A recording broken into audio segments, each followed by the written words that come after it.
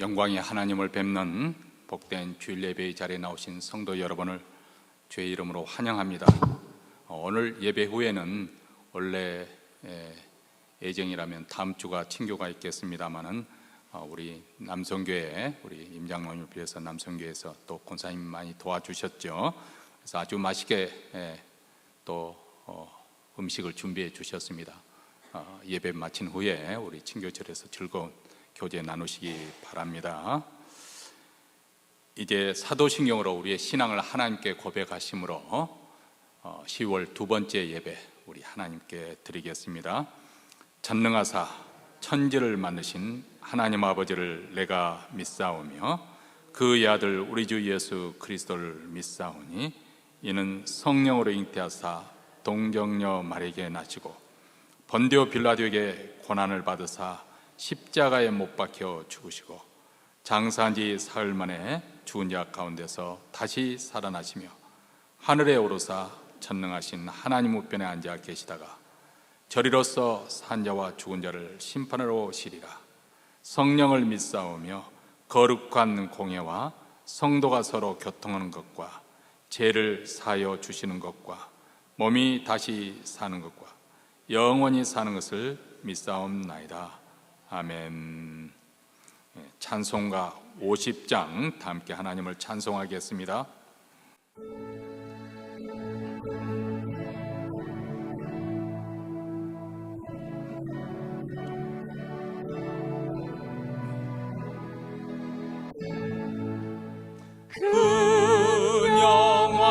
영화로신 주 이곳에 오셔서 이 모인 자들로 주 백성 삼으사 그 중에 항상 계시고 그 중에 항상 계시고 큰 영광 나타내소서.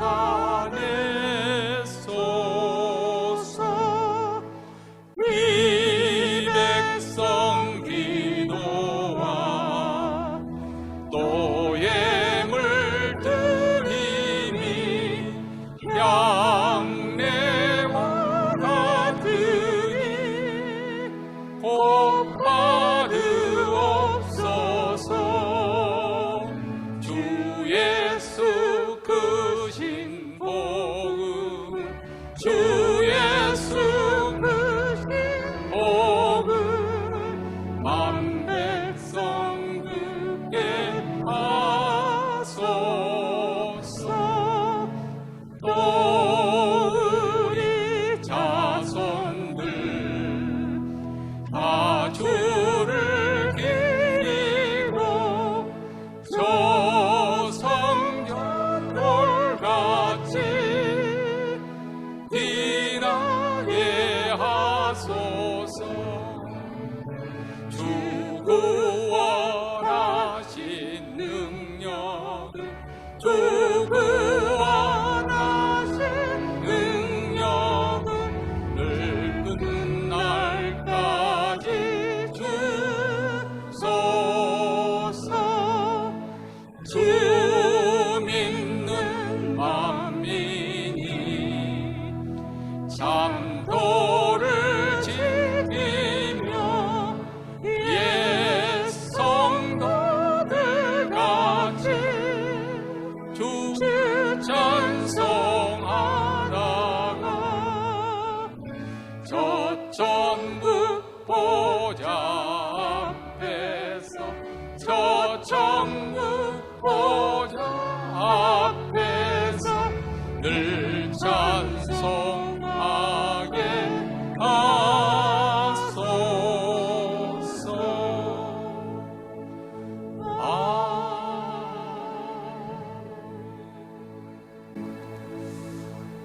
이 시간 우리 합심해서 하나님께 기도할 때 먼저 오늘 예배 가운데 우리 하나님의 영광이 나타나기를 위해서 기도하십시다.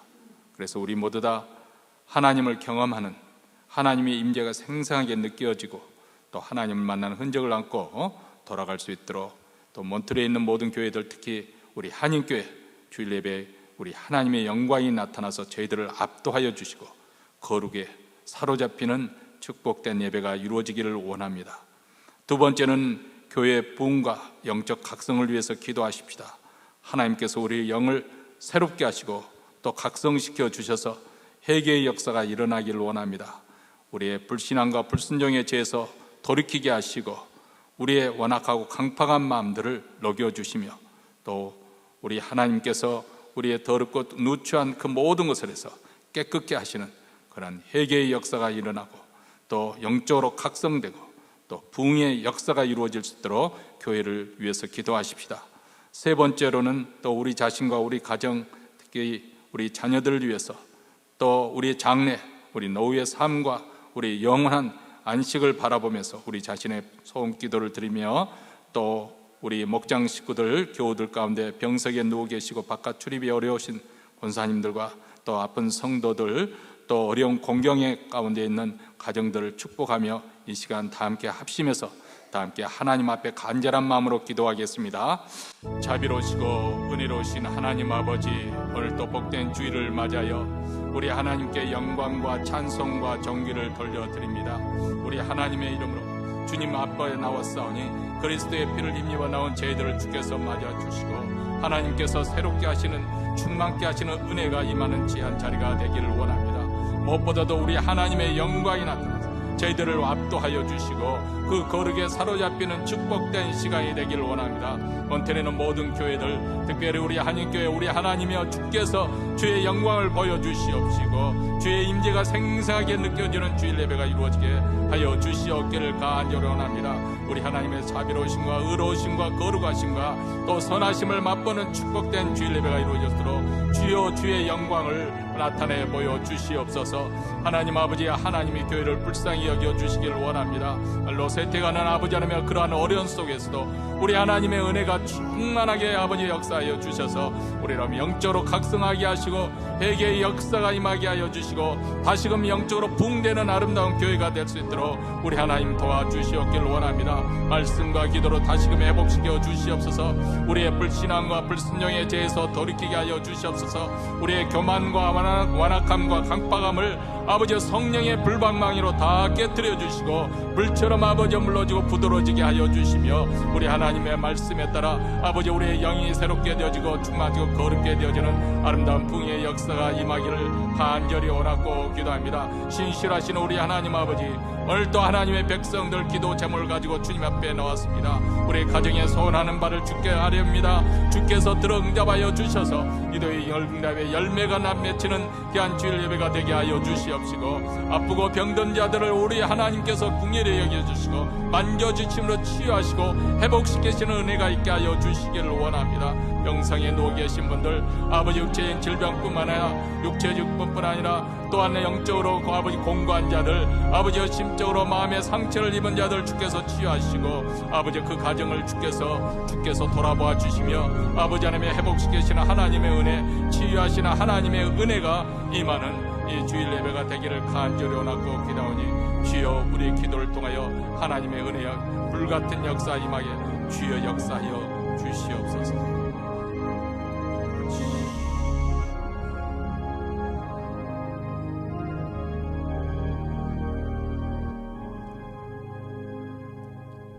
하늘에 계신 우리 아버지여, 이름이 거룩히 여김을 받으시오며 나라의 임하옵시며 뜻이 하늘에서 이룬 것 같이 땅에서도 이루어지이다. 오늘날 우리에게 일용할 양식을 주옵시고 우리가 우리에게 죄진 자를 사하여 준 것 같이 우리 죄를 사하여 주옵시고 우리를 시험에 들게 하지 마옵시고 다만 악에서 구하옵소서. 대개 나라와 권세와 영광이 아버지께 영원히 싸움나이다. 아멘. 하나님 말씀은 사도행전 27장 27절부터 44절까지 우리 다 같이 한 목소리로 읽습니다. 19째 되는 날 밤에 우리가 아드리아 바다에 이리저리 쫓겨가더니 밤중중 되어 사공들이 어느 육지에 가까워지는 줄을 짐작하고 물을 채워보니 20길이 되고 조금 가다가 다시 재니 15길이라 암초에 걸릴까 하여 허물로 넷을 주고 날이 새기를 고대하더니 사공들이 도망하고자 하여 이 물에서 닷을 주려는 체하고 거루를 바다에 내려놓거늘 바울이 백부장과 군사들에게 이르되 이 사람들이 배에 있지 아니하면 너희가 구원을 얻지 못하리라 하니 이에 군사들이 거룻줄을 끊어 떼어 버리니라. 날이 새어가매 바울이 여러 사람을 음식 먹으라 권하여 가로되 너희가 기다리고 기다리며 먹지 못하고 줄인지가 오늘까지 10나흘인즉 음식 먹으라 권하는 이것이 너희 구원을 위하는 것이요 너희 중 머리털럭 하나라도 잃을 자가 없느니라 하고 떡을 가져다가 모든 사람 앞에서 하나님께 축사하고 떼어 먹기를 시작하며 저희도 다 안심하고 받아 먹으니 배에 있는 우리의 수는 전부 276인이러라. 배부르게 먹고 밀을 바다에 버려 배를 가볍게 하였더니 날이 새매 어느 땅인지 알지 못하나 경사진 해안으로 된 항만이 눈에 띄거늘 배를 거기에 들여다 댈 수 있는가 의논한 후 닷을 끊어 바다에 버리는 동시에 깃줄을 늦추고 돛을 달고 바람을 맞춰 해안을 향하여 들어가다가 두 물이 합하여 흐르는 곳을 당하여 배를 걸매 이 물은 부딪혀 움직일 수 없이 붙고 고물은 큰 물결에 끼어져 가니 군사들은 제수가 혐쳐 도망할까 하여 저희를 죽이려는 것이 좋다 하였으나 백부장이 바울을 구원하려 하여 저희의 뜻을 막고 혐칠 줄 아는 사람들을 명하여 물에 뛰어내려 먼저 육지에 나가게 하고 그 남은 사람들은 널조각 혹은 배 물건에 의지하여 나가게 하니 마침내 사람들이 다 상륙하여 구원을 얻으리라. 아멘. 여러분, 우리의 인생을 돌이켜보면 우리가 살아오는 날 중에서 기쁘고 즐거운 날보다도 어떻게 보면 답답하고 우울하고 슬프고 고통스러운 날이 더 많았던 것 같습니다. 그래서 시편에 보면은 시편 기자들도 너무 억울한 일을 많이 겪고 또 고통스러운 일을 만나고 슬픈 일을 만날 때마다 하나님께 부르짖는 기도, 이게 바로 시편의 내용 거의 절반에 육박한 이 탄원하는 그런 기도 내용이 섞여 있습니다. 사실 우리 인생에는 늘 고난과 역경이 존재합니다. 우리가 다 지나왔기 때문에 그 과정을 거쳤기 때문에 이제는 아련히 추억 속에서 아름답게 그것이 치장돼서 하지만은 막상 그러면 그 시절로 다시 돌아가겠느냐? 우리 남자분들이 만나면은 군대 이야기를 많이 하거든요. 제 여자들이 제일 재미없는 것이 군대에서 남자들이 족구했다는 이야기, 제일 듣기 싫대요. 근데 남자들은 왜 그렇게 많이 할까요? 그때가 추억이 되는 거예요. 많이 고통스럽고 힘들었지만, 그런데 그렇게 좋으면은 다시 군대 가겠느냐 하면은 아마 직업을 할 겁니다. 아무도 다시 그 시절로 돌아가려고 하지 않습니다. 사실 우리 인생이라는 것이 환경적으로 고난과 역경이 겪을 수밖에 없는 것이죠. 천재지변을 한번 생각해 보세요. 폭풍이나 홍수나 화산이나 지진이나 해일이나 가뭄이나 산사태, 우박, 이런 뉴스를 우리는 매일 지구 한 구석에서 지금도 그런 일이 일어나고 있지 않습니까? 그리고 이런 일이 갑자기 만약에 우리에게 엄습한다면 우리는 고스란히 그대로 당할 수밖에 없는 것이 우리 인생입니다. 이 밖에도 우리를 고통스럽게 몰아가는 일들이 많습니다. 가령 예를 들어서 아주 아이를 기다리고 있었는데 아이가 태어나면 사람들이 제일 관심을 갖는 게 아들이냐 딸이냐 보다도 손가락 5개 달렸는지 발가락 5개, 그거 먼저 살펴보잖아요. 근데 만약에 심각한 장애를 가지고 태어난 아이라 생각해 보세요. 그 부모의 마음이 얼마나 아프겠습니까? 끔찍한 사고로 일상생활이 불가능한 그런 부상을 겪었다거나 생명을 위협받는 경우도 있습니다. 또 만성 질병으로 고통과 소외감에 시달리기도 합니다. 사실 오래된 이 질병의 병석에 누워 계시면 물론 고통도, 병으로 인한 고통도 고통이지만 애롭습니다. 사람들로부터 소외가 되어 있잖아요. 이렇게 주일 되면 교회에 나와서 함께 교제하면 주중에 조금 스트레스 쌓였다 해도 그 훌쩍 털어버릴 수 있고 또 은혜 받고 또 홀가분한 마음으로 돌아갈 수 있는데 그러지 못하니까 굉장히 애로운 것이죠.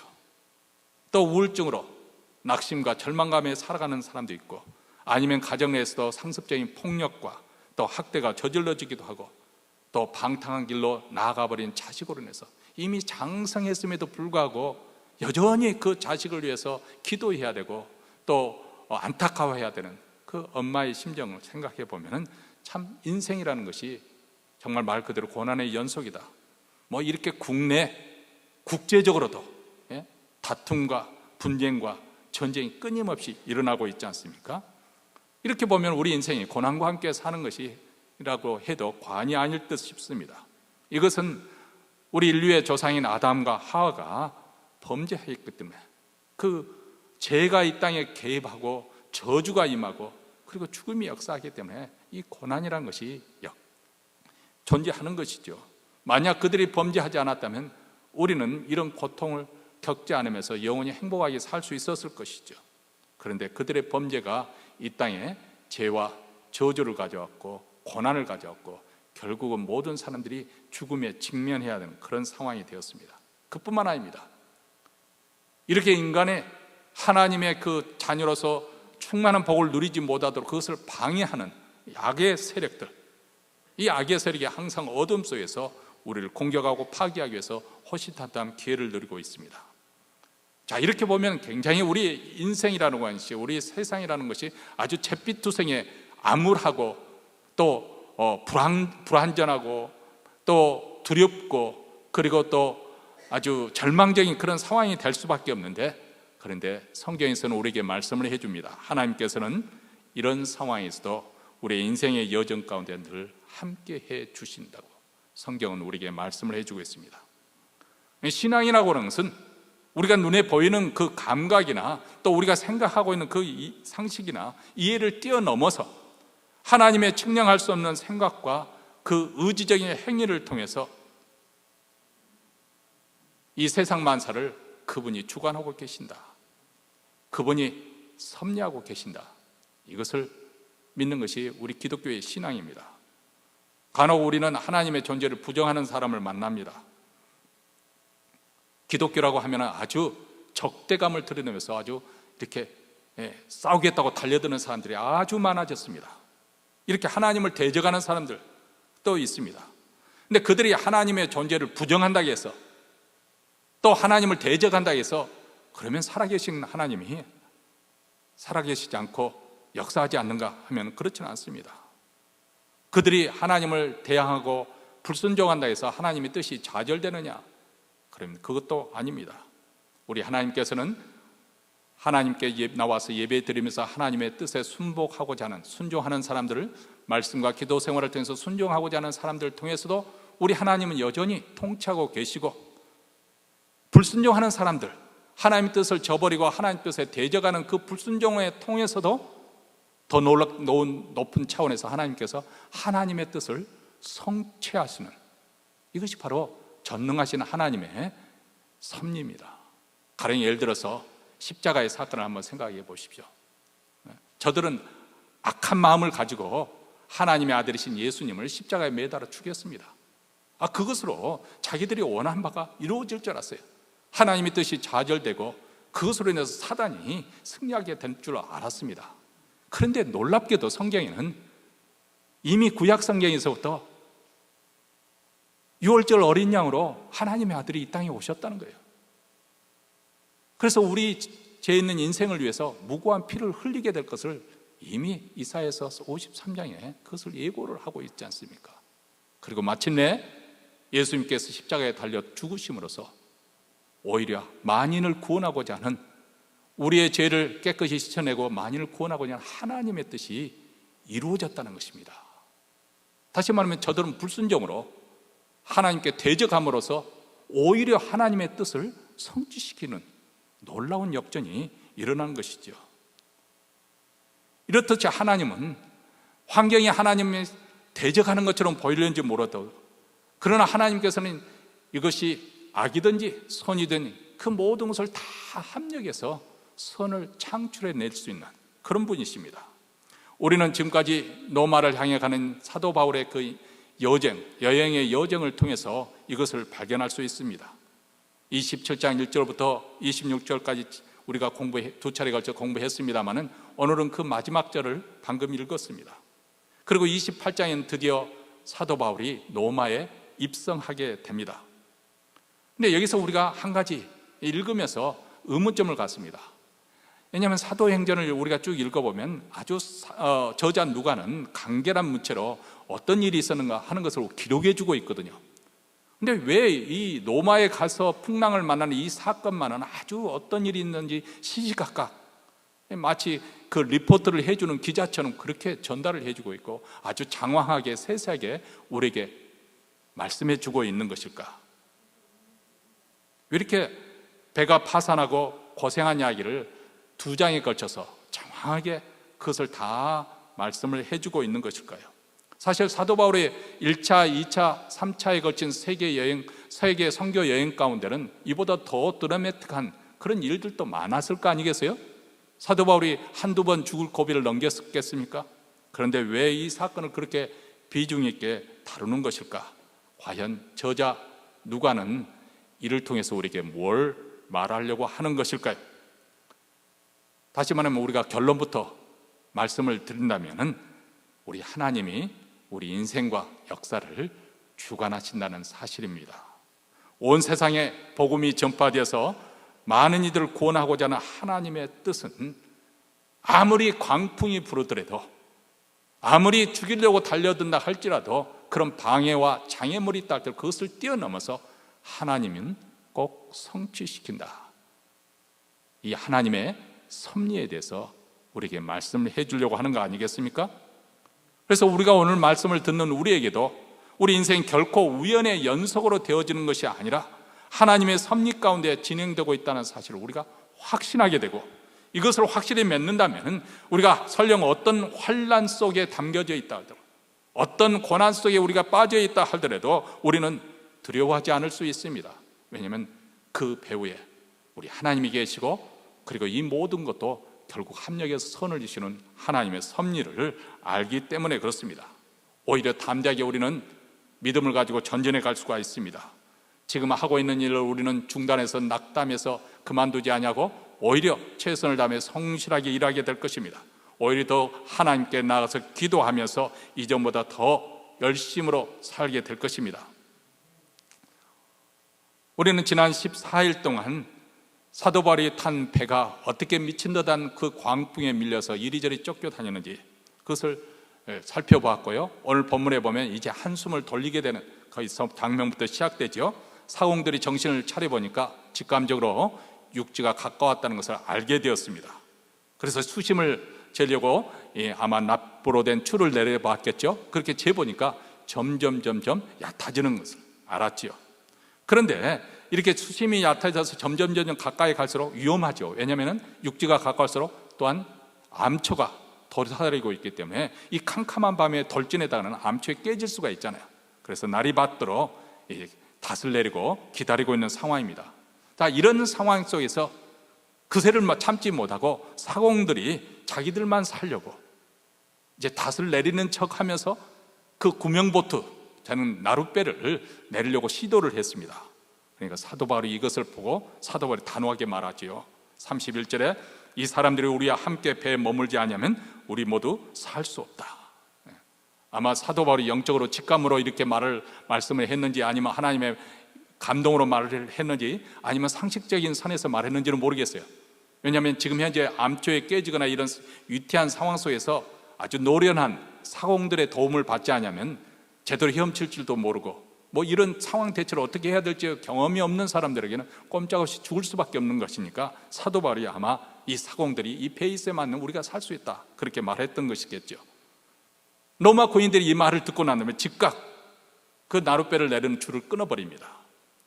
여기도 보면 이제 군인들도 바울의 영적 리더십에 압도되어서 그의 말에 따라가고 있는 모습을 보여주고 있습니다. 처음에 하실 때는 죄수로 불과했던 사도 바울을 이제는 그들의 사도 바울의 권위에 지금 압도되어 그 말에 따라가고 있죠.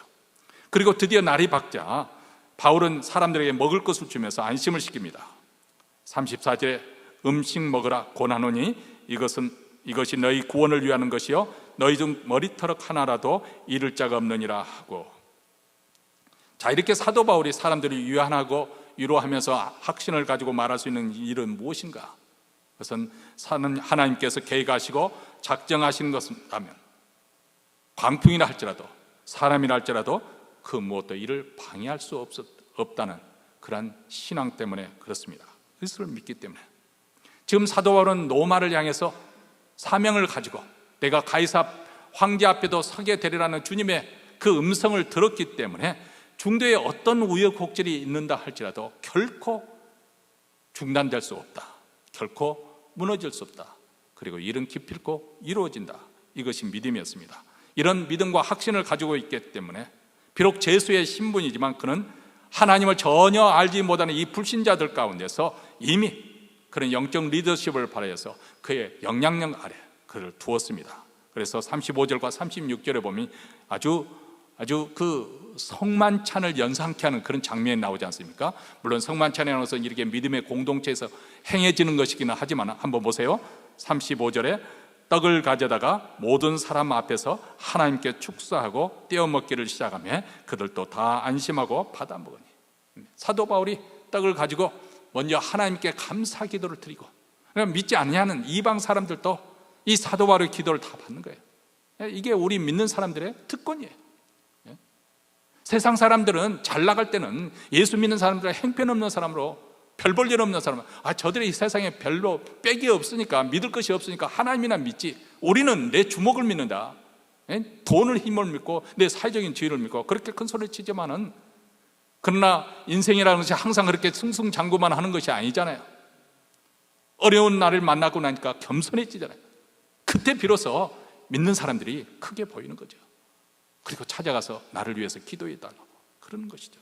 여기 보면 사도 바울이 제수의 신분이지만 그들을 축복하고 있는, 하나님께 받은 복을 그들에게 빌어주는 그런 위치에 우뚝 서 있지 않습니까? 자, 이런 상황 가운데 다시 한번 큰 위기가 밀어닥칩니다. 그것은 배가 깨어지고 자초할 위기에 처한 것이죠. 그래서 제수들이 헤엄쳐 도망갈 것을 염려한 군인들이 제수들을 다 죽이자고 그렇게 지휘관인 백부장에게 요청을 합니다. 왜냐하면 그 당시 로마법에 의하면 내가 제수를 지키고 있는데 그 제수가 도망쳐버리면 그것에 대해서 책임을 져야 되거든요. 지키는 경비병이. 그러니까 죽여버리는 게 차라리 오히려 그들의 책임을 면할 수 있으니 그렇게 요청을 합니다. 아주 위험한 상황입니다. 그런데 백부장은 사도 바울을 살리기 위해서 그렇게 하지 않죠. 왜냐하면 바울은 바로 백부장에는 가장 중요한 사람, VIP가 이미 되어 있던 것입니다. 일개 제수에 불과했던 사도 바울이 아주 그 당시 로마 백부장이 위풍당당, 옛적 이스라엘 우리 대한민국이 일본에서 병합이 되어져 가지고 일본 통치 아래에 있었을 때 그 순사만 와도 벌벌 떨었다요. 그래서 막 아기가 울고 있으면 저기 순사 온다, 순사 온다, 그렇게 달랐잖아요. 우리 어렸을 때도 그렇게 달랐던 것 같아요. 그렇죠? 그만큼 일제시대 때 순사의 위력, 더군다나 일본군 헌병, 말을 타고 가죽이나 장화를 신고 긴 칼 차고는 헌병 오면은 정말 벌벌 떨었지 않습니까? 그 당시 로마 백부장 위세가 얼마나 대단한 사람입니까? 그럼에도 불구하고 그 로마 백부장의 존경과 그리고 사랑을 받고 있는 이 사도 바울, 여러분, 예수를 믿으면 이렇게 인생의 대반전이 일어나는 줄 믿습니다. 사실 보통 사람들은 예수 믿으면 복 받는다 그 소리를 세상 방식으로 자꾸 해석을 하죠. 물론 분명히 성경에서 복을 받는 거 분명히 약속이 있지만 어떤 부분은 겹친 부분도 있지만 어떤 부분은 세상 복하고 좀 다릅니다. 세상에서 말하고 있는 복이라고 하는 것은 뭐냐면 자기 소원이 성취되는 것, 이게 세상에서는 복이라고 해요. 그것이 돈이 될 수도 있고 사회적인 지위가 될 수 있고 건강이 될 수 있고 뭐 장수하는 것이 있고, 이게 세상 사람들이 자기 소원이 성취되는 것을, 그래서 내가 어떤 이득을 보는 것을 복받았다고 그렇게 생각을 하지요. 어느 부부가 유명한 관광지에 놀러 갔습니다. 놀러 갔는데 거기에 또 유명한 곳이 있었어요. 뭐냐면 아주 깊은 우물물인데 거기에 동전을 던지면서 소원을 비면은 소원이 성취된다는 거예요. 그래서 먼저 부인이 몸을 굽혀서 동전을 던져내고 소원을 빌고 했습니다. 그 다음에 남편이 차리가 되어서 남편인데 몸을 깊게 숙이다 보니까 그만 국물에 빠져서 죽고 말았어요. 그러니까 부인이 뭐라고 소리치냐면, 와, 정말로 소원이 성취되는구나. 네. 여러분, 하나님의 섭리는 우리의 소원대로 이루어지는 것 정도의 그런 정도의 수준이 아닙니다. 내가 어떤 이득을 보고 이익을 증진하는 그런 정도의 수준이 아닙니다. 문명의 사람이 하나님의 계획하신 역사의 주인공이 되는 그런 대역전의 인생이 되는 것, 그래서 그 사람이 복의 근원이 된 것, 한마디로 복덩어리가 되어서 많은 사람들에게 복의 통로가 되어주는 것. 세상적인 시각에 보면은 그 사람은 별 볼 일 없는 사람이에요. 다 망한 것 같아요. 그런데도 보면은 범접할 수 없는, 결국은 성공하는, 결국은 형통하는 그런 경험을 하게 됩니다. 그래서 사도 바울이 그리스도인이란 존재는 어떤 존재인가, 여기에 대해서 이렇게 표현을 했습니다. 고린도후서 6장 8절부터 10절에 나오는 말씀입니다. 영광과 욕됨으로 말미암으며 악한 이름과 아름다운 이름으로 말미암으며. 그 당시 그리스도인들에 대해서 아주 나쁜 그런 소문들이 많았습니다. 뭐 식인풍습, 그러니까 예수님의 떡과 예수님의 살과 피를 마신다는 이것을 오해를 해서 진짜 식인, 사람의 살과 피를 먹는 그런 나쁜 그런 이야기를 들었습니다. 그리고 형제, 자매 이런 단어를 쓰니까 근친상간하는 좀 이상한 이런 쪽으로, 나쁜 쪽으로 아주 그런 소문이 들었습니다. 악한 이름과 라는 것은 바로 그것을 말해요. 그러면서도 그리스도인들이 저 사람들이 저렇게 거룩하게 사는구나, 저 사람들이 저렇게 사랑을 베푸는구나, 이 아름다운 이름으로 말미암고, 속이는 자 같으나 참되고 무명한 자 같으나 유명한 자요, 죽는 자 같으나 보라 우리가 살고 징계를 받는 자 같으나 죽임을 당하지 아니하고 근심하는 자 같으나 항상 기뻐하고 가난한 자 같으나 많은 사람을 부요하게 하고 아무것도 없는 자 같으나 모든 것을 가진 자로다. 이게 바로 우리 그리스도인의 모습이라는 것입니다. 왜 우리 믿는 자들에게 인생에 이런 대역전이 가능한 것인가? 그것은 십자가 때문에 그렇습니다. 여러분, 십자가야말로 인생의 인류 역사에서 대역전을 일으키는 사건이 아닙니까? 유대교 지도자들은 나무에 매달아 저주스럽게 예수님을 죽여버리면은, 왜냐하면 토라 율법서에 하면 신명기에 보면은 나무에 매달린 자마다 하나님의 저주를 받은 자라고 했거든요. 그래서 예수님을 십자가에 매달아 죽이면은 그 당시 민중들을, 예수님을 추앙하던 이 민중들이, 아, 저 사람은 하나님을 저주받은 자구나, 그렇게, 그래서 민중들을 이렇게 평정시키는, 다운 이렇게 하는 그런 역할을 할 것이라고 믿었습니다. 그런데 정작 그 십자가의 사건은 하나님의 모든 인생을 구원하기 위한 하나님의 구원의 방식이었다는 것입니다. 바로 십자가에서 흘려내린 그 보혈의 피가 우리의 모든 죄를 깨끗하게 하는 능력이 되었다는 것입니다. 그리고 예수께 나오는, 그 십자가에 달린 예수께 나오는 모든 인생을 구원시키고 다시금 그들의 삶이 변화되는 놀라운 복의 근원이 된 것입니다. 사망에서 생명으로, 그리고 저주에서 복의 근원으로 역전이 바로 십자가의 사건을 통해서 이루어지는 것이죠. 그렇기 때문에 우리 모든 그리스도인들은 어떻게 보면 인생에서 이런 대역전의 삶을 살고 있다, 그렇게 생각해도 과언이 아닙니다. 하나님께서 우리를 대역전의 삶을 살도록 섭리하시기 때문에 그렇습니다.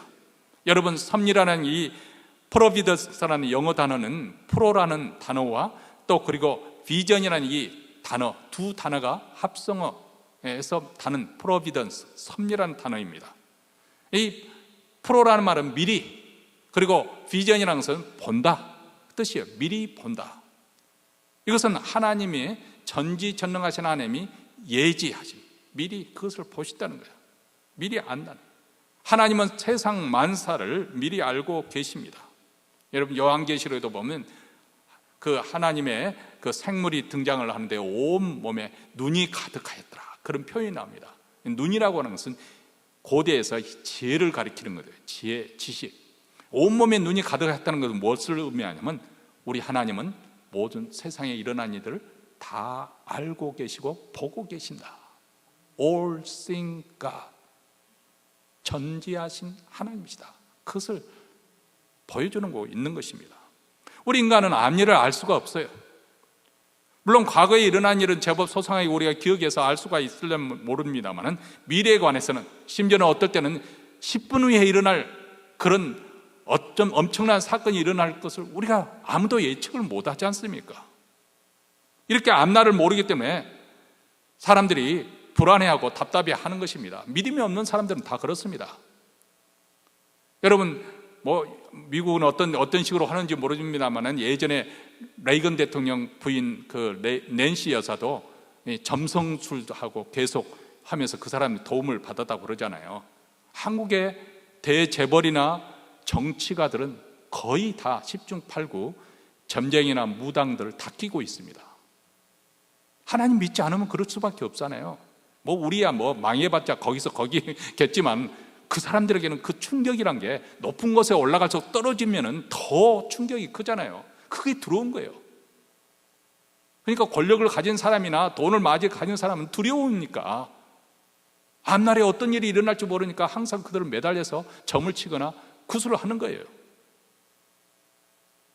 우리 믿는 사람들도 하나님의 섭리를 믿지 못한다면 순간순간 일어난 일에 대해서 우리 마음이 요동을 치게 하셨습니다. 변덕을 부리게 하셨습니다. 기뻐하다가도 쉽게 낙담하고 절망을 하는 것이죠. 그리고 그때 일어난 일마다 좋은 일이 일어나면 기뻐하고 슬픈 일이 일어나면 슬퍼하고 그렇게 금세 기가지고 살고 그런 식으로 삽니다. 왜냐하면 우리 인생의 미래를 알지 못하고 특히 하나님의 크신 섭리를 믿지 못하기 때문에 그렇습니다. 그런데 우리 기독교의 신앙은 하나님께서 섭리 가운데 우리 미래의 일도 그분이 다 관장하고 계시고 그분의 기쁘신 뜻 가운데 역사를 주관하고 계신다, 이것을 우리는 믿습니다. 그리고 그 하나님은 우리처럼 변덕을 부리시는 분이 아니십니다. 기분 내키는 대로 행동하시는 분이 아니십니다. 그분은 자신의 계획을 분명히 알고 계시고 그리고 그 마음에 기뻐하신 뜻을 그대로 성취하시는 분이십니다. 그분이 우리의 삶과 세상과 역사를 섭리하고 계시는 것이죠. 그분은 우리가 신뢰할 만한 분이시고 우리가 의지할 만한, 믿을 만한 분이십니다. 이렇게 하나님의 섭리와 예정을 우리가 믿는데 자칫되면 우리가 오해할 수 있습니다. 여기서 그러다면 하나님께서 우리 인생을 예정하시고 또 섭리하셨다고 하는데 그러면 우리는 아무것도 할 필요 없이 그냥 예정대로 그 섭리한 대로 그렇게 따라가면 되는 거 아닌가? 마치 숙명론자처럼 운명론자처럼 우리의 운명이 딱 정해졌으니까 거기서 벗어나지 못하고 우리는 그렇게 될 수밖에 없다고 생각하는 것이죠. 그래서 우리의 선택과 자유가 없고 오직 하나님의 작정된 뜻에 따라 사는 것이 기독교의 신앙생활인 것처럼 그렇게 말합니다. 이것을 표현하자면 이미 설교 도면이 그려졌기 때문에 그 설교 도면 그대로 집을 짓는 것처럼 그렇게 우리 삶을 그렇게 살아가야 된다고 믿는 것, 이것이 운명론자거든요. 숙명론자거든요. 근데 여기서 우리가 분명히 정리해 둘 필요가 있습니다. 성경에서 분명히 말씀하시기를 하나님께서는 우리를 선택하셨고 우리를 예정하셨으며 우리의 인생길을 지도하면서 섭리하신다는 사실입니다. 이것은 100% 성경적인 진리입니다. 그러나 동시에 성경에서 우리에게 말씀하시는 것은 그렇다고 해서 우리의 자유가 없다거나 선택이 없다는 것이 아니라는 것입니다. 동시에 우리에게도 자유와 선택할 수 있는 권리를 주셨다는 것을 말씀하고 있어요. 이것 또한 100% 진리입니다. 그런데 사람들은 논리적으로 보면은 내가 자유롭게 행사하는 것과 하나님이 예정되고 또 섭리하신 것과는 이게 모순된다고 생각하는 거죠. 마치 기차가 쌍방간에 달려 들어가지고 서로 마주해서 달리는 것처럼 논리적인 모순이라고 생각을 합니다. 근데 여러분, 우리가 쉽게 설명하면 이것이 맞게 여러분의 이해하기 쉽게 제가 설명하는 건데 옳은 방식인지는 모르겠습니다만 이 평면도에서는 맞죠. 하나님의 예정과 섭리가 있고 우리 인간의 자유, 의지, 선택은 충돌할 수밖에 없어요. 그러니까 모순되는 거죠. 그러나 그것이 평면도가 아니고 입체적인 공간에 생각한다면 분명히 마주보고 있지만 부딪히지 않을 수 있어요. 왜냐하면 입체적인 공간이니까. 예를 들어서 이렇게 간다든지 또 위화로로 타려든지 얼마든지.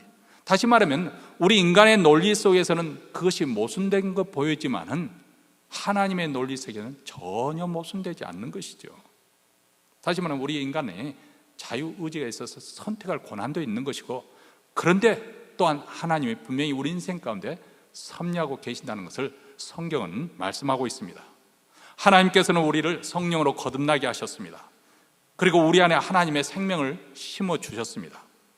말씀과 성령으로 우리 인생을 그리고 이끌어 가십니다.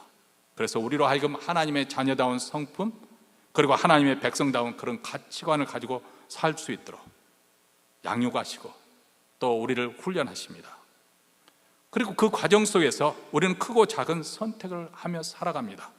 모든 것이 자동적으로 다 되어지는 것이 아니라 우리가 그때그때마다 선택을 해요. 이 아침에도 여러분이 무슨 옷을 입을 것인가 여러분이 선택하고 오신 것이지, 하나님께서 이 옷 입어라 해서 그 옷 입고 하는 거 아니잖아요. 그렇죠? 우리 인생의 많은 부분이 어떤 부분은 우리가 선택하기 이전에 이미 결정된 부분도 있어요. 가령 우리 부모가 누구로 해서 태어날 것인지, 내가 어느 국적으로 가지고 출생할 것인지, 이것은 나의 선택에 달린 것이 아니고 출생하기 전에 이미 정해진 것이에요. 그렇죠? 어떻게 보면 우리 인생의 가장 중요한 부분은 우리가 선택하기 이전에 이미 결정된 부분이 많이 있습니다. 그 사람이 신체적인 조건이 어떻게 될 것인지, 지적인 능력이 어느 정도 될 것인지, 이건 내가 결정한 거 아니에요. 내가 선택한 거 아닙니다. 자, 그럴지라도 또 인생을 살아가다 보면 우리가 크고 작은 일을 많은 일에서 선택하며 사는 것 또한 사실입니다. 지금까지 우리는 그렇게 하며 살아왔습니다. 자녀가 어릴 때는 엄마 아빠가 다 결정을 해주지요. 그때는 자녀에게 선택권이 없습니다. 어린아이가 이유식을 먹는데 어느 날 엄마, 나 지금부터는 이유식 안 먹고 돼지갈비 그거 먹을래요. 이렇게 말할 수 있습니까? 어린아이는 아직 분별력이 없고 판단력이 부족하기 때문에 엄마 아빠가 다 선택해 주는 것이죠. 그런데 그 자녀가 장성했어요. 결혼까지 했어요. 근데 아침마다 전화해서 엄마 오늘 뭐 먹을까? 뭐 먹었으면 좋겠어? 자, 그런 자녀가 있다면 그 자녀는 아주 심각한 문제 가운데 있는 사람이죠. 그렇죠? 마찬가지로 하나님께서는 우리가 장성한 그리스도인이 되었으면 우리로 하여금 우리 스스로 올바른 선택을 하며 살기를 기대하시고 계시는 거예요. 우리가 오랜 세월을 살아오면서 터득한 그 지혜, 그리고 삶의 방식, 그리고 가치관, 그리고 무엇보다도 우리가 오랜 신앙생활을 하면서 신앙의 양심, 그리고 성령의 인도하심, 이런 가운데서 우리의 선택이 믿음의 선택이 되기를 우리 하나님은 바라십니다. 이런 수준에 도달하도록 하나님께서 우리로 하여금 더 성숙해서 올바른 선택을 할 수 있도록 우리에게 적절한 양육을 베푸시고, 그래서 우리로 하여금 그런 성숙한 영적 수준에 도달하도록 그럴 만한 실력을 갖추도록 우리 하나님은 원하시고, 그래서 우리가 매 순간마다 올바른 선택을 하며 살기를 원하십니다. 그럼에도 우리에게는 여전히 신앙적인 선택이 있고 또 불신앙적인 선택이 있고 올바른 선택이 있고 또 잘못된 선택이 여전히 우리에게 남겨져 있습니다. 그리고 우리가 선택한 거기에는 결과가 뒤따르죠. 잘못된 선택에는 불이익과 고통이 뒤따르게 될 것입니다. 그래서 심지어 어떤 사람들은 그런 선택에 대한 책임을 지지 않으려고 선택을 아예 하지 않으려고 합니다. 하나님이 알아서 다 해주세요. 나는 하나님이 말하신 대로 저는 순종하며 살게요. 이렇게 선택하기를 하나님이 선택하도록 그렇게 기도하는 경우도 있습니다. 그런데 여러분 이거 잘 생각하셔야 됩니다. 제가 말씀드린 것을 조심해서 받으셔야 해요. 그것은 믿음이 아니고 선택에 대한 책임지는 것을 두려워하기 때문에 그것을 회피하는 거예요. 그것은 믿음으로 행동에 옮겨야 되는 것을 선택의 결과에 대한 두려움 때문에 자꾸 미루는 신앙의 게으름 때문에 그렇게 할 수도 있습니다. 아니 어떤 사람은 아예 어떤 그냥 살아온 습관대로 충동에 따라서 주위의 권위에 따라서 아니면 세상 사람의 풍조에 따라서 여러분 예수를 믿었으면 이 가치관이 변화가 되어지고 살아가는 목표가 달라지고 그러면은 거기에 신앙의 안목에 따라서 어느 것이 더 내게 유익되고 올바른 판단이 해야 되는데 신앙생활을 하면서도 여전히 그 선택하는 결정적인 순간을 보면은 세상 사람이 살아가는 방식대로 판단하고 선택하는 그런 경우도 있습니다. 자, 이것 또한 선택이에요. 본인은 선택을 하지 않으렸다고 그렇게 말을 했는지 모르지만 무의식 중에 자기가 그쪽 길을 선택한 거예요. 다시 말하면 우리의 인생은 우리가 의도적으로 선택을 했던 무의식 중에 선택을 해서 살 땐 다 거기에 대해서 그 선택에 대한 책임을 지게 되어 있습니다. 그렇기 때문에 우리가 인격적인 존재인 거예요. 하나님이 우리 나중에 인생을 심판하시겠다고 하는 것은 우리를 아주 고급스럽게 대접해 주기 때문에 그렇습니다. 동물들한테 하나님이 심판하신다 그런 말을 하지 않습니다. 왜냐하면 동물들은 인격이 없기 때문에 하나님께서는 자신의 형상에 따라서 우리 인생을 만드셨기 때문에 우리 인생으로 하여금 우리를 하여금 올바른 선택을 하며 신앙적인 선택을 하며 살라는 거예요. 그리고 그 선택에 대한 책임을 지라는 것입니다. 그래서 심판이 있는 것입니다. 어쨌든 우리가 그렇다고 해서 언제나 매번 올바른 선택을 하고 사는 것도 아니죠.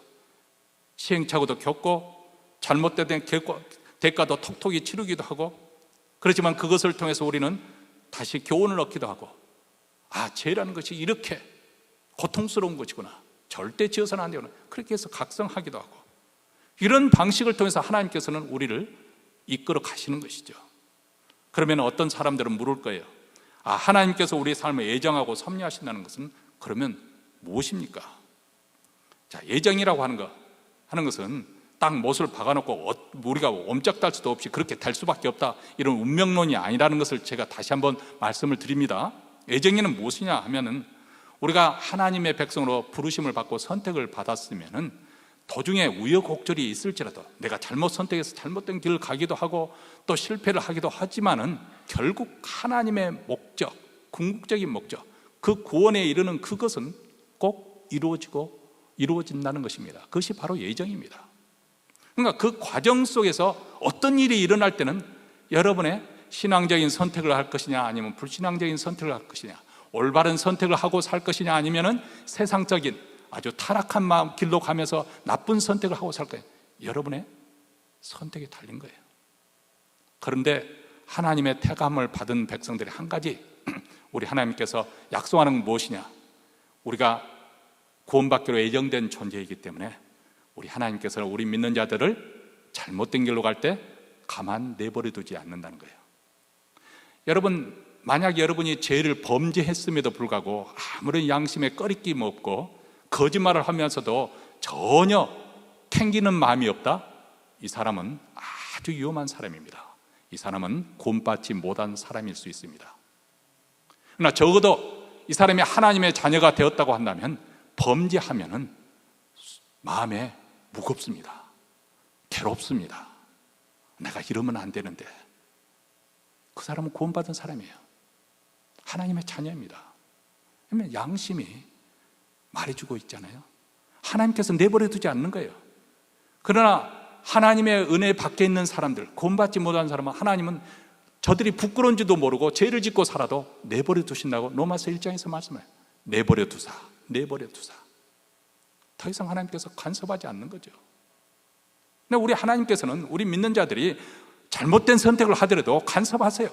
그래서 어떻게 해서든지 올바른 길로 돌려놓고자 하는 것이 하나님, 이 과정 속에서 하나님이 그렇게 역사하시는 것을 두고 우리는 프로비던스, 섭리라고 말하는 거예요. 하나님의 섭리가 우리 삶 속에 역사하는 거예요. 내가 올바른 쪽으로 선택을 했든지 잘못된 선택을 했든지 간에 그러나 하나님의 섭리가 있기 때문에 궁극적으로 예정된 그 목적에 우리 하나님은 우리가 도달하게 될 것이다. 왜 우리 하나님께서 우리를 포기하지 아니하시고 섭리하시는가? 우리는 너무나도 소중한 존재이기 때문에 참 믿겨지지 않는 사실이지만은 하나님의 아들을 내어주실 정도까지 우리를 사랑하시기 때문에 하나님께서는 포기하지 않는 것입니다. 그래서 우리가 알지 못하는 사이에 하나님께서 잘못된 길에서 우리를 돌이켜 주시기도 하고 또 바꿔주시기도 하고 반전시켜 주시기도 하고 때로는 죄값을 톡톡히 잘 치르도록 힘을 주셔서 극복하도록 그 과정을 넘기게 하셔서 우리를 하여금 오류에서 벗어나게 하십니다. 그리고 수많은 그런 굴곡을 거쳐서 구원의 최종적인 목표에 도달하도록 인도받는 것, 그 과정을 우리는 섭리라고 말하는 것이죠. 자, 오늘 본문으로 다시 돌아가면 바울이 로마에 가서 복음을 전하는 것, 이건 하나님의 뜻이었어요. 근데 로마에 이르기까지 험난한 길을 가게 됩니다. 처음에 보면 유대인들의 고소로 2년 동안이나 까닭 없이 구금을 당하고 가끔 불려가서 신문을 당하고 그렇게 합니다. 가만히 보니까 이대로 가만히 있다면 내가 저들의 계획에 음모에 의해서 죽임을 당할 판이거든요. 그러니까 사도 바울이 로마 시민권을 가지고 있으니까 나는 가이사 황제에게 그 심판을 받기를 원한다, 신문 받기를 원한다, 상소를 한 거죠. 그래서 이제 마침내 제수의 신분으로 로마를 향해 가는데 이번에는 또 유라굴로라는 강풍을 만나서 그 미친 듯이 대작하는 그 강풍에 배가 거의 깨질 정도, 전복할 정도, 그래서 모든 사람의 생명이 위협을 받지 않습니까? 그런데 결국 배는 파손했을지만은 사도 바울이 그들에게 말한 그대로 배에 탔던 276명 모두 생명을 건지게 되지요. 오늘 본문 44절 말씀입니다. 그 남은 사람들은 널조각 혹은 배 물건에 의지하여 나아가게 하니 마침내 사람들이 다 상륙하여 구원을 얻으니라. 자, 이것은 이미 사도 바울에게 우리 주님이 말씀하신 그대로입니다. 22절에 너희 중 생명에는 아무 손상이 없겠고 오직 백분이라. 그리고 26절에도 그러나 우리가 한 섬에 걸리리라. 주님이 말씀한 대로 그들 모두 배는 파손했지만은 다 생명을 건졌습니다. 그래서 한 육지에 올라갔습니다. 그들이 어떻게 할 수 없는 이런 상황 속에서도 우리 하나님은 섭리하고 계신 거예요. 이것을 우리는 믿기 때문에 기도하는 것입니다. 왜 우리가 기도합니까? 그러나 하나님의 섭리를 믿기 때문에 확신을 가지고 기도하는 것입니다. 세상 사람들이 이런 믿음이 없으니까 이미 말씀드린 것처럼 점쟁이를 찾아가고 구다하고 이런 그 이상한 그런 미신을 믿고 그렇게 장난질을 하는 것에 놀아나는 것이죠. 귀신에게 귀신이 장난질을 하는 거 아니겠습니까? 만약 그것도 하지 않으면 그들은 두려우니까 또 고통스러우니까 술이나 마약이나 도박으로 현실로부터 도망치려고 하죠.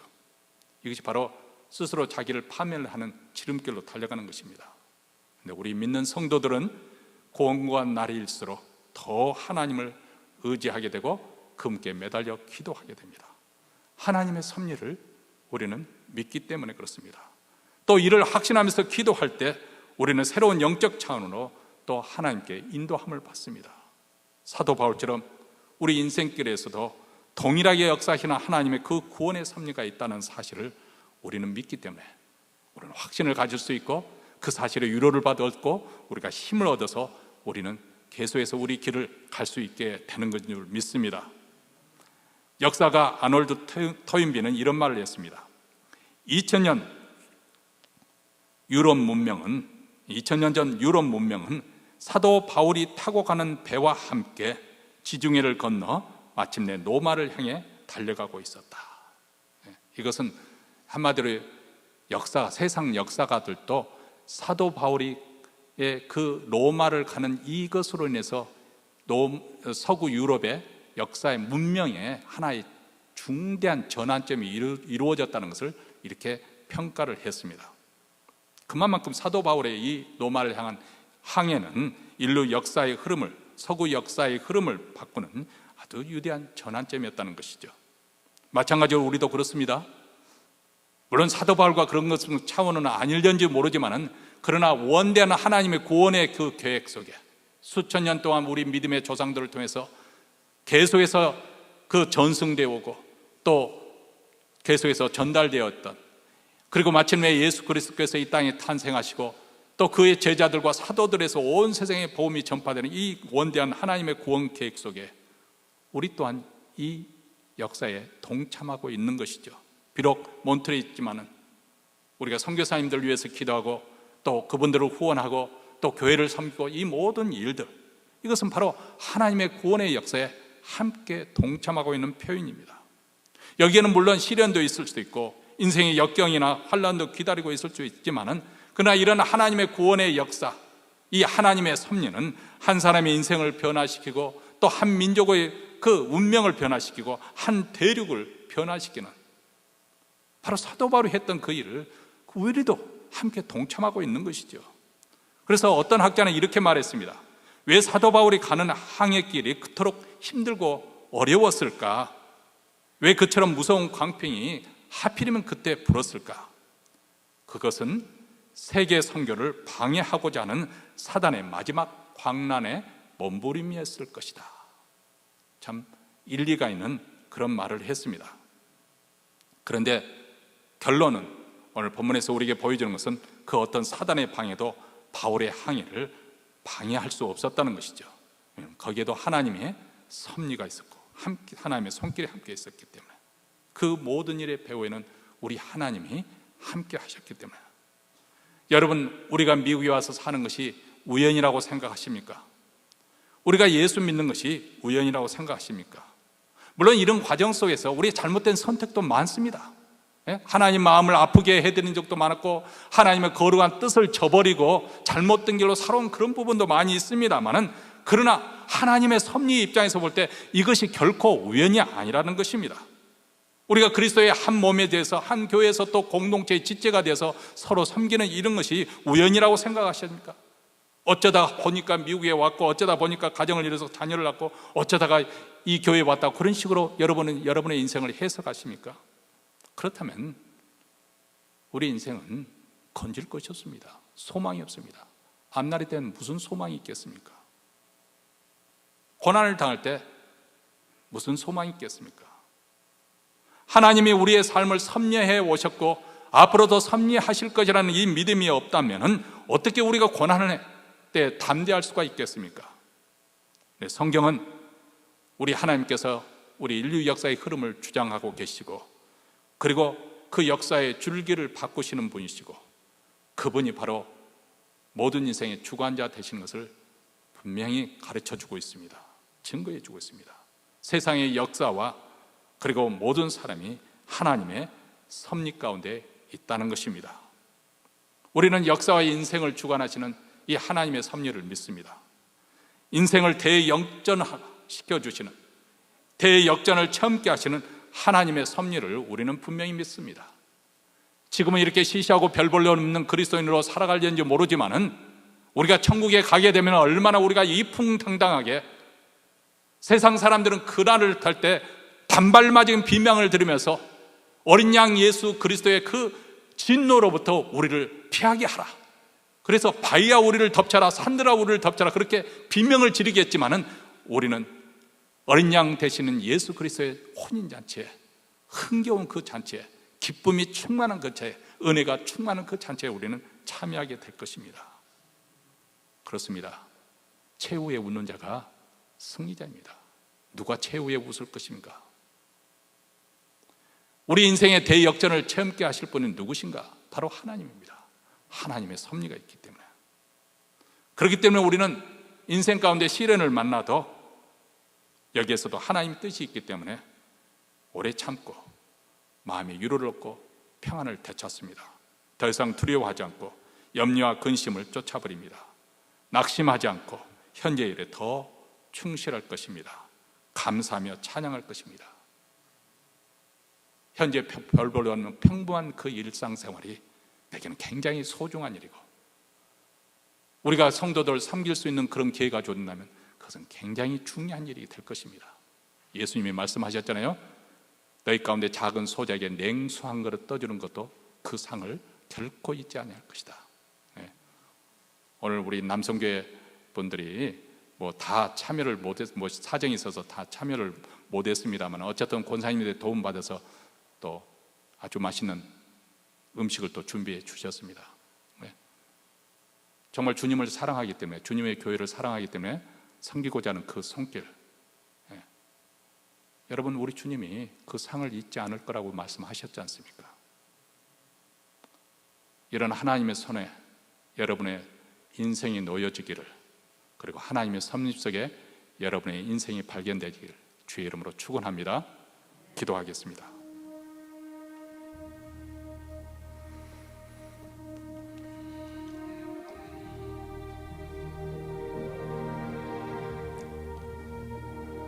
사랑하는 성도 여러분,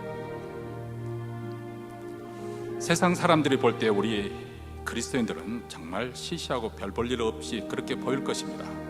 저들이 세상 빽이 없어서 저렇게 하나님을 의지하고 산다고 그렇게 조롱할 것입니다. 그런데 아직 우리는 본향에 도달하지 않았습니다. 끝에 가서 웃는 자가 진정한 승자입니다. 비록 우리 인생 가운데 우여곡절이 많고 여러 가지 시련과 고통이 뒤따른다고 할지라도, 그러나 우리 인생이 하나님 손에 있고 하나님의 섭리 가운데 있다는 것을 우리는 믿습니다. 그래서 우리가 좌절하지 않는 것이고 믿음을 가지고 사는 것이죠. 하나님 아버지 감사합니다. 저희들 다시 한번 우리 영혼을 뒤흔들어 주셔서 하나님을 바라보게 하시고 하나님이 우리와 함께 계신 것을 자각하게 하시고 우리 인생이 하나님의 섭리 가운데 있음을 깨닫게 해 주셔서 이 세상에서 낙심하지 않게 하시고 가던 길 중단하지 않게 하시고 믿음으로 살게 하여 주시니 감사합니다. 우리 주 예수 그리스도의 이름으로 기도합나이다. 아멘. 우리 찬송가 404장 가사의 의미를 생각하시면서 부르시겠습니다.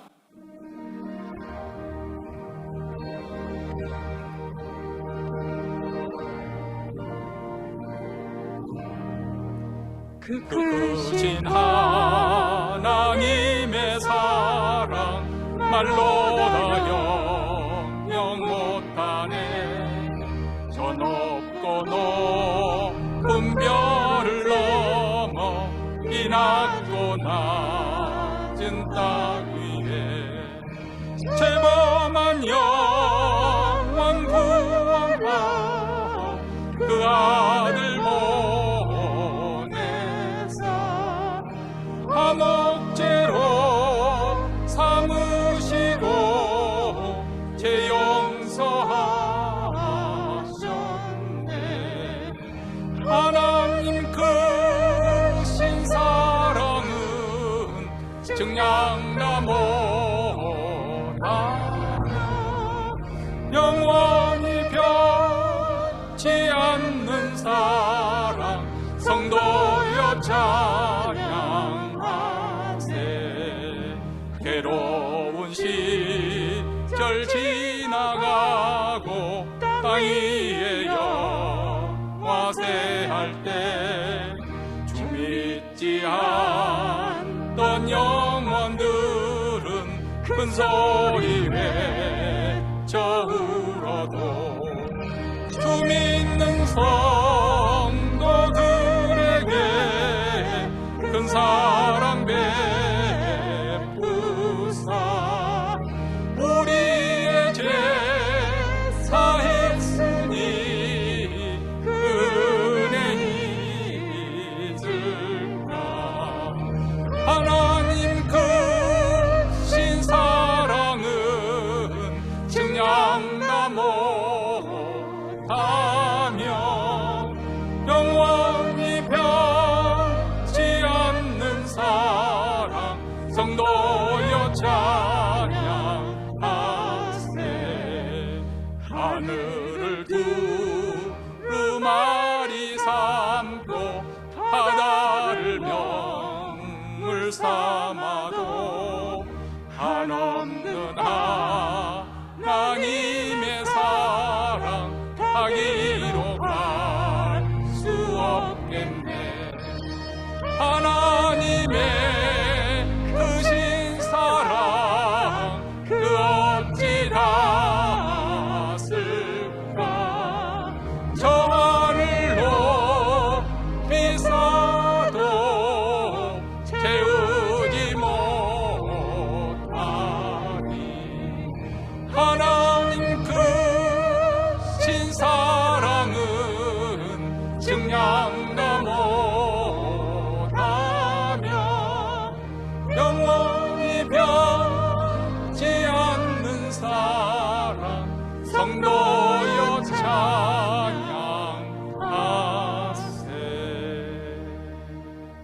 하나님 아버지를 믿는 믿음 가운데 저희들 준비한 예물을 가지고 하나님 앞에 나와 바쳐드립니다.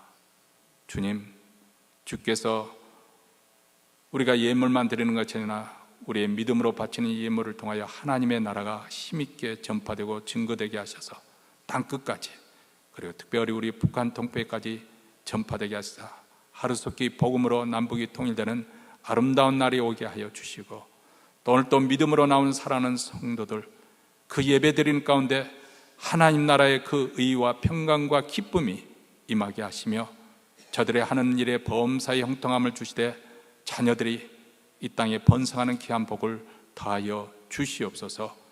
이제는 우리 구주 예수 그리스도의 은혜와 하나님 아버지의 무한하신 사랑과 성령의 교통하심이 우리 인생이 하나님의 섭리 속에 있음을 깨닫고 믿음으로 살고자 다시 한번 다짐하며 이 자리를 떠나는 사랑하는 주의 백성들, 그 가정과 그리고 기업과 교회 위에 영원토록 함께 있을지어다.